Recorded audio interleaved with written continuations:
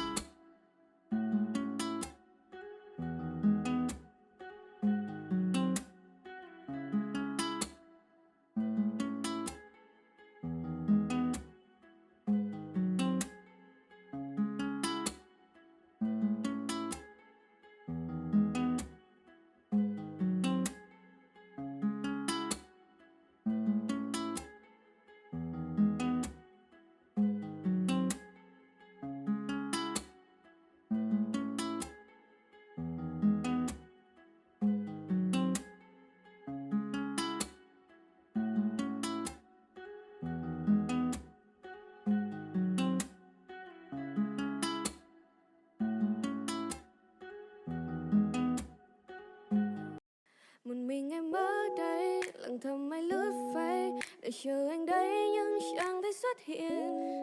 Mà kể biết đúng sai mình ngồi đến sớm mai nhìn lại đôi khi mặt trời vừa mới lên. Mùa hạ dần ghé chơi chẳng nhìn anh chút thôi mà nào ngờ đâu tim này sẽ mất rồi. Lại là đôi mắt anh lặn vào tâm trí em chẳng hiểu vì sao cứ nghĩ đến mãi thôi. Lỡ say anh mất rồi vì lỡ say anh mất rồi lỡ say anh mất rồi giờ chẳng cần nên suy nghĩ chẳng cần nên suy nghĩ lỡ yêu anh mất rồi lỡ yêu anh mất rồi lỡ yêu anh mất rồi giờ chẳng cần nên suy nghĩ chẳng cần nên suy nghĩ lỡ yêu anh mất rồi lỡ yêu anh mất rồi lỡ yêu anh mất rồi giờ chẳng cần nên suy nghĩ chẳng cần nên suy nghĩ lỡ say anh mất rồi lỡ yêu anh mất rồi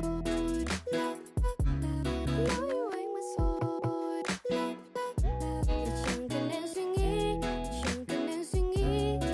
Một mình em ở đây lặng thầm mãi lướt face để chờ anh đây nhưng chẳng thấy xuất hiện. Mà kể biết đúng sai mình ngồi đến sớm mai nhìn lại đôi khi mặt trời vừa mới lên. Mùa hạ dần ghé chơi chẳng nhìn anh chút thôi mà nào ngờ đâu tim này sẽ mất rồi. Lại là đôi mắt anh lặn vào tâm trí em chẳng hiểu vì sao cứ nghĩ đến mãi thôi. Lỡ say anh mất rồi